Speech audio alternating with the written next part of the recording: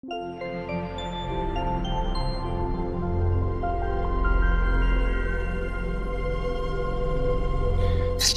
right.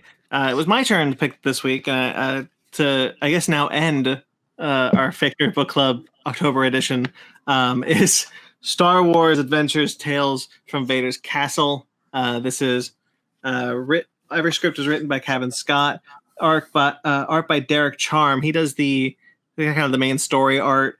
And then Chris Fenoglio, Kelley Jones, Michelle Madsen, Corin Howell, Valentina Pinto, Robert Hack, Charlie Kirchhoff, Charles Paul Wilson III, and Michael DeVito.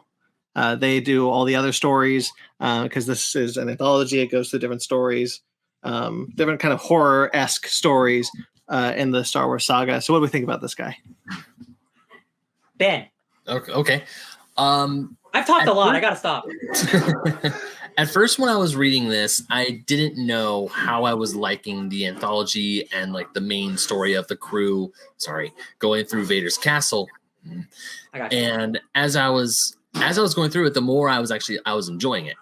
I felt really bad for Skrit, the little bug guy, because every time they're like, "Let me tell you a story," it's just another horror story, and he's like, "Can you?" I love the line. I want to say it's like issue 4, where he's like, "Stop telling me these stories; they're not helping." But after a while, I was like all for it. Like I love the story of Kenobi and that other master in the Clone Wars, where it's kind of like Count Dracula / werewolf. Count Dooku's in that one. The pure stubbornness. Dooku breaks a curse. Yeah, but that was really good. The let's make Hammer's Dracula in Star Wars. Bro, the second I saw they were doing Count Dracula Dooku, it's like, oh my god, Hammer's back, baby. Yeah. They definitely had to get that one. Yeah. Kelley Jones did the art for that one. That was awesome. Yeah. And also even in like the last issue is like them escaping Darth Vader, and not all the crew escapes. Like what's his name? Only two of them are alive at the end of this. Yeah, only 2 of them are alive, and a droid is cut in half. It's still somewhat functioning, and I love how they're all flying away. The main commanders, her eyes are like super wide, and is like, I can't believe we just got to live through that. And then the ending line is like, maybe he allowed us so we can tell the story and spread fear through the galaxy. I was like, I dug it, because at first I was like by issue 2, which is the issue with Obi-Wan in like the Clone Wars vampire thing. At first I'm like, I just want to go back to Vader. I want to go exploring Vader's castle. But then we got the parallels, and as I kept reading it, I started enjoying the parallels. I'm like, even the Han Solo story, I was kind of but I was like, no, that's actually kind of spooky. You go to a planet and then the Vines just attack you and become super old. That sucks. There's a Rebels story in the beginning. I love Rebels. So that was cool to see those 2 characters back prior to when we meet them in Rebels. And they beat a ghost by putting him in a holocron. And he's like, wait, there's nothing in here. And launch him out. It's like lol. I thought a lot of these were actually a lot of fun. Sparks, did you say something about this yet? Go ahead. I said I really like the second issue. It's probably my favorite, but that's because I like Hammer Dracula. Yes, so do I. So any way to make that stupidly canon in Star Wars is awesome. I enjoyed it overall. I knew what it was going into it. So this anthology, like for young audiences more than anything. Spooky stories of Star Wars. I thought the Rebels one was all right. I like the characters, but like there was nothing that really like ooh other than them putting it in the holocron. I did think like right before Kanan does it that like, oh, he should just like force activate the lightsaber from the other side. And then he did it, and I'm like, oh, there you go. I should be a Jedi. And I thought the Han Solo story was interesting. I liked the implication of the possibility of that planet existing. Was neat. And then, but I really, really liked, especially for the art, the Ewok story. The Ewok one is the best one. Oh, it's really, really good. I thought the art was really good, and I'm like, I don't want to Wicker Man.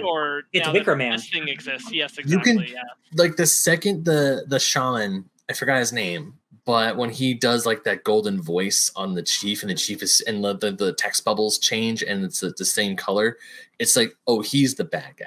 He's the one who's causing all the problems. When I read this story, I was like, oh man, how crazy would it be if you were playing Battlefront Ewok and this guy showed up?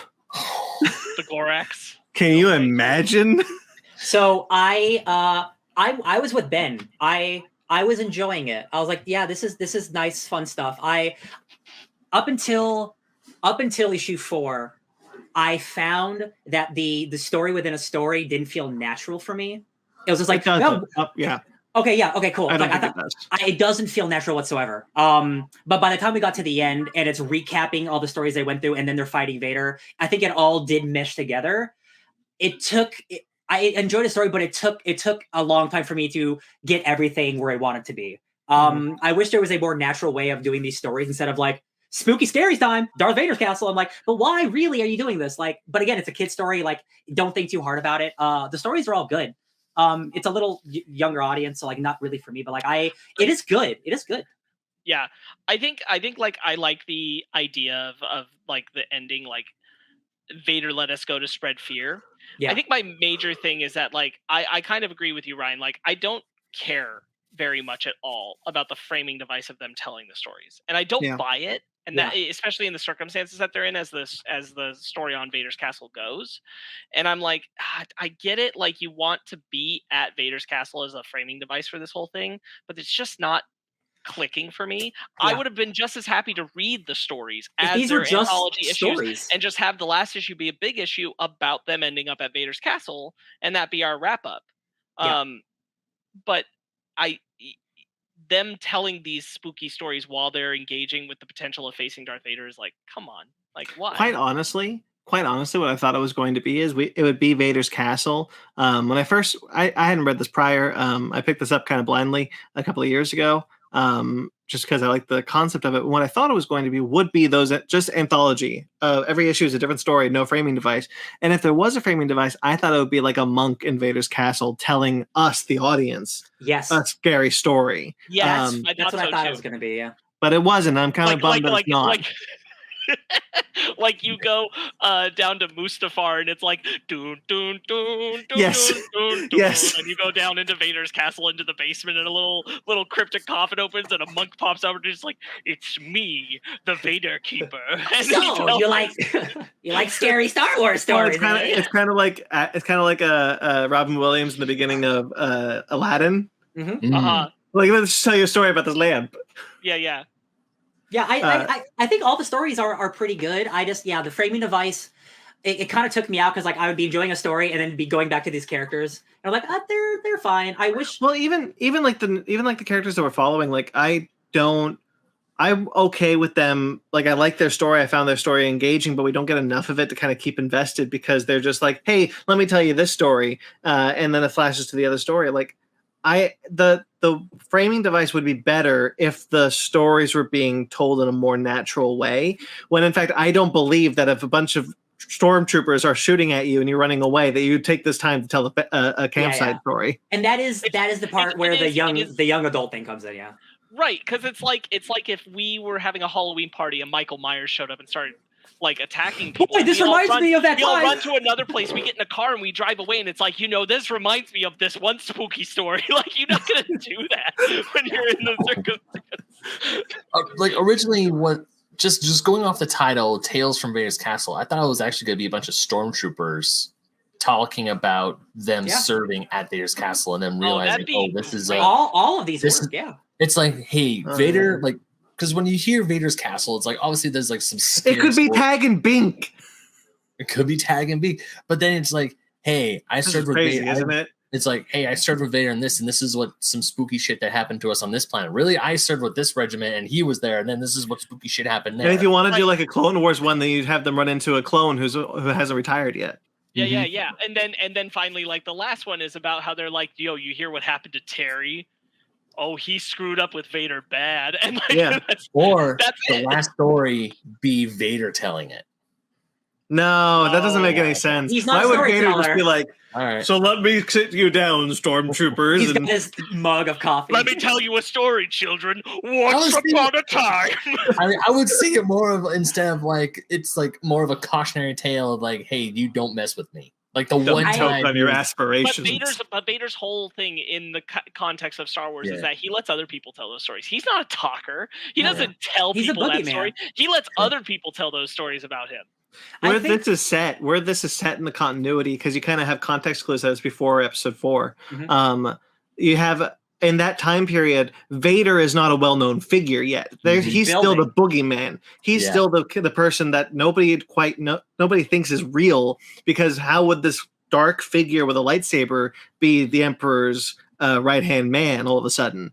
So like that's why we see him in Rebels. When he's in Rebels, everyone's kind of like, what the hell is this thing? Jedi Fallen Order, he feels like a force of nature in that game too. Like, definitely. I think what could have worked for me, like all of these stories are good. I think if it spent 4 issues getting to Vader's castle and they're just telling stories before they get there, and then they get there and it's a scary story, I think that would have just been nice and simple. Oh, like stormtroopers and like getting ready to go to Vader's castle for a shift and just be like, hey, you heard what have you heard about this place? You think Vader's scary? Let me tell you the story. Then they actually get there like, no, this is scary. That's very much what Ben was saying, is like having it be stormtroopers who are working there, and I think that probably is the best framing device, is something like that. But yeah, it's just the only weak part of the comic to me is the framing device that we're having to jump back to, and I'm like, I love that Ewok issue. I can't believe this is like a kid's Wicker Man. It's hilarious. I liked the Count Dooku Obi-Wan vampire one for its campiness. But I love the Ewok one, because the Ewok one actually did scare me, because I'm like, who's the villain here? And then the more we learn about the Forest Moon of Endor, the scarier it sounds. Battlefront 3. Gotta go play that zombie mode again. Hell yeah. I really wanted to after this. I really wanted to after this, but I thought about texting everyone. Next year that'll be a Spooktober session. It's gotta be. The little Ewoks coming up on us. Oh yeah. There's another framing device that's just more a short one of like, when we first built this castle, the Mustafarians came to fight us, and so Vader killed them all. And then that's the kind of like this priest being like, so Vader's scary, you probably shouldn't mess with him. And like again, like I like the stuff. Like if that were like the whole thing, I was expecting a more Empire evil centric like telling device than what we got, which is fine. Like I still enjoyed all the stories. Yeah. All right, I think that's basically all we can mine from this little thing. Yep. Like Mustafar? It's a little short.